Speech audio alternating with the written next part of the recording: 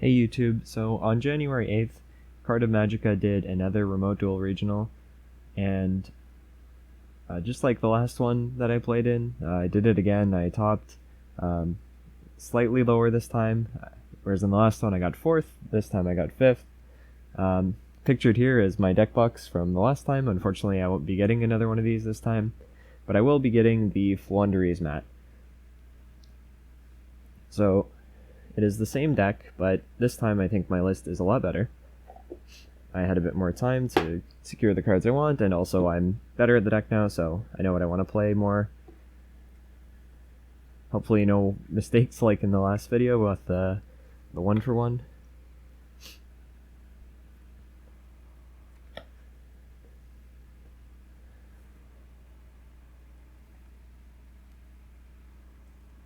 And I also have the list organized a bit better, I believe.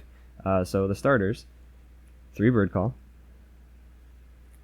3 fractal, and then the 4th fractal, and then the 5th, slightly weaker but also more versatile fractal.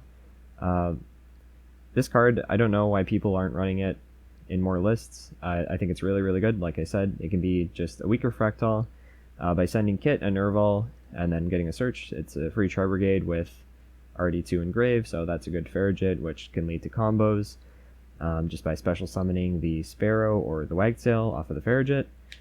The other thing it can do is with Barrel Canary, you can just send a Sparrow or a Wagtail, use the Barrel Canary in hand, bring that back, do some things. Your RXC is locked, but it could be worse. Like it makes bad hands better. Makes good hands pretty good. It's a consistency card. I think people should run it. 3 turquoise, of course. 1-1-for-1. Another good card. Another like good starter, and it's a consistency card that doesn't trigger draw, which is really good. And then for the last starter, we have 2 jack in the hand. Okay, so there's some really bad glare. I'm just gonna try to place the cards out of way of the glare. Hopefully it doesn't get in the way. I'll routinely try to look at my screen to see how it is, but anyways, 2 jack in the hand, I think it's pretty good. I'm kind of on the fence about running it. It was down to either this or Desires, because I wanted enough consistency cards. Jack in the hand is like decent. You can usually pick multiple good targets for it. Usually the opponent will take the Warbler, which kind of sucks, but a lot of the time, like just grabbing a Swallow or a Barrel or a Nerval or even a Cobalt Sparrow or Wagtail, depending on your hand, it can be what you need. The thing that sucks about it, though, is a lot of players are catching on now that this is in fact the best deck, and I believe it has overtaken Swordsail in highest representation. So yeah, you definitely do not want to be giving combo pieces to your opponent in the mirror. So this card might be coming out. Next up, we have the sort of pseudo combo pieces, or pseudo starters, I guess. They're of course combo pieces. 3 Barrel Canary, 2 Swallow, 1 Wagtail. That's all you really need. 3 Cobalt Sparrow, of course, and 3 Nerval.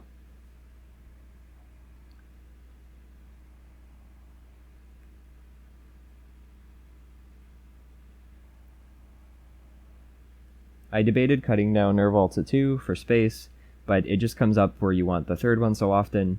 I'll also sometimes side out the Nerval, and again, like it'll come up where I want the 3rd one, but in a post-side environment, like 2 Nerval is a lot more acceptable, but I definitely wouldn't want only 2 in the main deck. I think 3 is correct for this.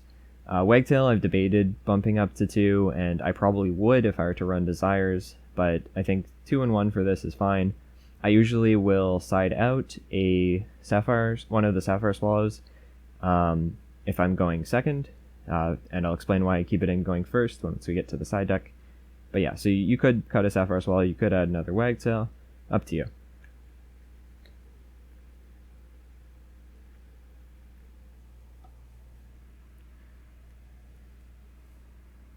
Then we have the 1 Kit, the 1 Karas.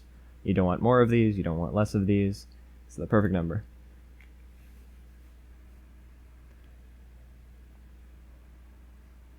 Onto the going second cards. 3 imperm, the best one.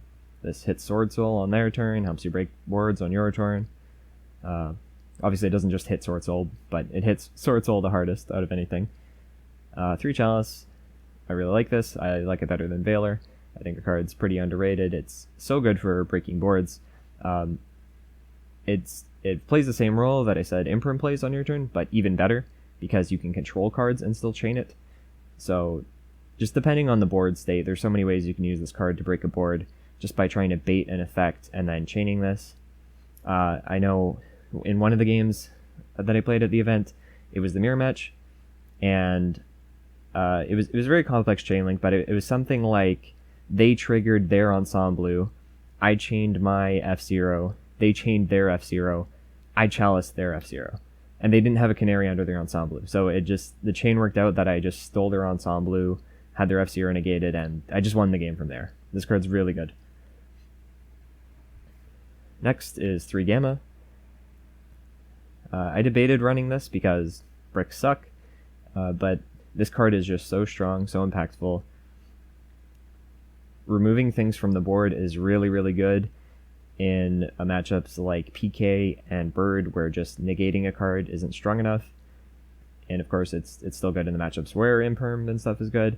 The other thing that's really cool about Gamma is it can be useful when you're trying to break boards, or just even on turn 1, if they like Ash your Bird Call, or if they're raining Droll. If you Gamma the Droll, that's really, really good. And then the searchable going second cards, DD Crow and Lyrilusc Birdstrike.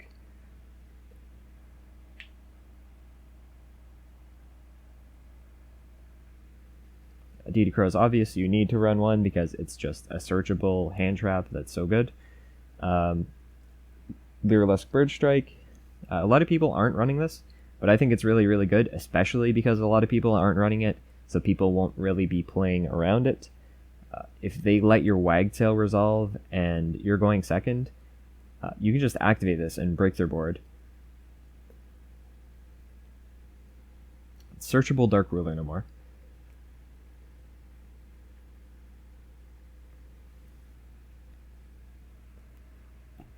Then the 2 bricks, Driver and Apex Avion. Actually, in round 6, I went to game 3 against an Invoke deck, and I opened up with both of these in my hand and no going second cards. That was not a fun time. Yeah, so it's for that reason that you might not want to run Gamma. Opening bricks sucks, of course, but like I said before, Gamma is really strong. And for as strong as this deck is, and it only runs 2 bricks, and it only really has to run 1 that isn't even that big of a brick, I've actually normal summoned this card sometimes, and that's pretty hilarious. It could be a lot worse for sure. Onto the extra. I'll sort of speed through this now because extra is pretty standard, except for maybe two slots that change list by list. Almirage. I was wrong in my last profile. You need to run this, not just for the reasons mentioned there, but also to facilitate things like normal summon Cobalt Sparrow, summon Almirage, activate Barrel, summon back Sparrow, stuff like that. You need this card. It comes up in a lot of hands. 2 Recital Starling. So I did cut the 3rd, although it comes up decently often that I want the 3rd. Usually you want a different card more. Topic Future, Draco Future, Ensemble, Assembled Nightingale, Downerd, Zeus. I debated running the 2nd Zeus, but usually 1 is enough. Debated cutting Downerd, but a lot of the times you want it. Vergit, Samorg, of course. Double Dragonlords. This is a card that maybe you could cut, but it's the only interruption you can make off of banishing 2 for a tri-brigade, so I think it's kind of necessary. And it's also very necessary if you're running Oath. 2 Shureg. This card could be cut, but gives your tri-brigades less follow-up, so you might want to be careful about what you replace it with. And then the 1 Omega. So I actually did summon this card in the event, and this card is so good. If you're going first and they hand trap you, like say you activate Bird Call, they activate Droll, you chain Gamma, they're already down a card, their Droll's negated, you're going to get to combo, and then you get to rip another card from their hand. You basically just win the game for free off that. That situation might be a bit win more, so it is possible that this should be cut, but it just feels so good when you use it. The other thing is this can come up if you're playing the Invoked matchup, which is of course one of the better decks of the format. They're now running Maximus pretty often, so you usually send something like Omega Farragut, get a free draw, get to put the Farragut back in the deck. Or if you already had stuff banished, you do Omega Shureg, get a free search, put the Shureg back, and that's pretty good. The things that I would consider running here, probably cutting the Omega, maybe a second Shureg, and possibly Dragon Lords. Things I would consider running are Win. I think this card is so good in the mirror. I actually got it used against me in the mirror, and it really hurt. It's also pretty good against Sword Soul. Taking a Baron is quite good. Doom Eagle, just mostly for things like TPE. It also gives alternate follow-up if you did cut the one Shureg. Gives your tri-brigades a different sort of follow-up, especially if you're running access code. So I think that if you run Doom Eagle, you should cut a Shureg, cut an Omega, and put both these in. That way, if say you use Shureg turn 1 as part of a combo to search, you give your tri-brigades a new form of follow-up by going into Doom Eagle and then going into access code. Other possible inclusions, like I mentioned, another Zeus, third Recital, or even Appaloosa as just another way to play around Nib, and a way to put more monster negates on your end board.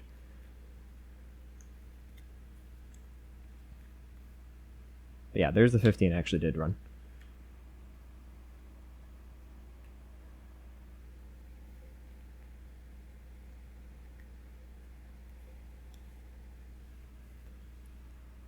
Onto the side deck, and oh boy, do I have a story to tell about this. So first of all, the going first cards. One Oath. Definitely should be siding this if you're running it at all. Do not mean it. Called by the Grave. And through Featherstorm, cards in FTK, hope it gets banned on the January ban list. I was wrong about main decking this before. It's way too weak going second. You just want it in a post-side environment to negate trolls, and also so it gets additional utility when you know you're going first, just as sort of like, it becomes a trap card if you don't activate it on your turn.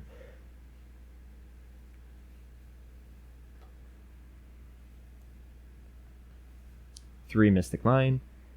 I don't believe I activated this card at all, but you can cheese wins with this. I am running 41. You can cheese wins with this. You could just use it and then make a 4 or even a 6 material Zeus under it. It's pretty hard for them to win after that point. A lot of the times it just baits a negate though and helps you break a board. 3 Droll. Really, really good against the best deck, the Mirror. Really, really good against Invoked, another one of the better decks. Unfortunately, it's quite bad against Sword Soul. I would be maining it if not for that factor.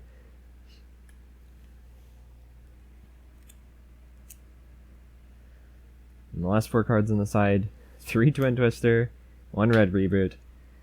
So this actually got me a Game 1 loss in one of my rounds. The final round of the tournament, actually. I hadn't sided in these at all tournament, so it didn't even matter, but yeah, unfortunately, my deck list said I was running 3 Twin Twister, but what I had in my side deck was actually 2 Twin Twister and 1 Feather Duster. So yeah, I downloaded my deck list off of DB, and unfortunately I didn't catch the fact that it had 3 Twin in the side, not a Duster and 2 Twin. So yeah, that sucks. Always double check your deck lists. This is probably what I would be running, but what I did run in the event was technically this.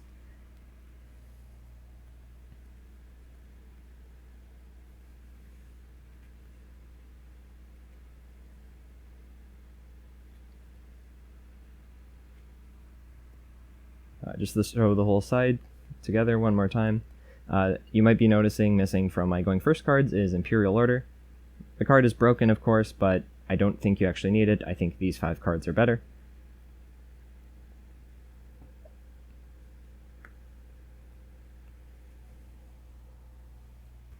Now I'll quickly go through a few more cards that I considered running. Talents, as another answer to hand traps, another way to break boards, and also a pseudo-consistency card. I very strongly considered this, and I will keep considering it going forward. Desires, another big consideration. Either of these cards I could see myself replacing the Jack in the Hands with. Speaking of which, you could run a third Jack in the Hand. Probably wouldn't recommend it with all the other bird players running around, but maybe for like locals or something if you know no one else runs the deck. Where Art Thou? This is pretty good, but it does unfortunately require you to already control a level 1, and if that level 1 isn't Warbler, normal summoning in this deck to begin your combo isn't great, but this is worth considering for sure. Wing Requital. The card's Pot of Greed, that's pretty good, but similar to Where Art Thou, it has the downside of you have to control monsters already. You kind of want your consistency cards to be able to activate in order to find monsters, such as Desires. I could run the third Swallow, as I mentioned before, and also the second Wagtail. I don't have one here to show, but it's another card worth considering. Now, going second cards worth considering in either main or side. Dark Ruler, Ash Blossom. If you're more concerned with Sword Soul than you are the Mirror, this is good. It's also pretty good as like a main deck sort of catch-all for every deck. It's not too bad in the Mirror if you hit like Bird Call or something. Pretty good card, definitely worth considering it. 3 Nibiru. This card is quite good, although I do think you should probably run the Win if you do run it, because the fact that it sits on your board locks you out of the Warbler special. But if you have a Win, you could just normal the Warbler, or normal any Wind, link these 2 off, and crash it into the token, search anything. Actually, you probably shouldn't normal... Well, you could normal the Warbler. Anyways, crash into the token, search anything, probably Warbler, do your combo. Nibiru is very, very good against Sword Soul, so if your area has a lot of Sword Soul, few invoked, few bird players, I would probably main this. 3 Veiler. It's a level 1, which is very nice. If you're running the Where Art Thou, this becomes searchable off that. It also can be used for Xyz material for any of your Lyriluscs in a pinch, and it's very good against Sword Soul. Imperial Order. Card's broken, definitely worth considering in the side. Pinkratops and Dark Simorgh. These cards are good anti-back row cards. Say your area had lots of back row players and you wanted to go higher than 4 side deck slots to counter them. These cards I would definitely consider.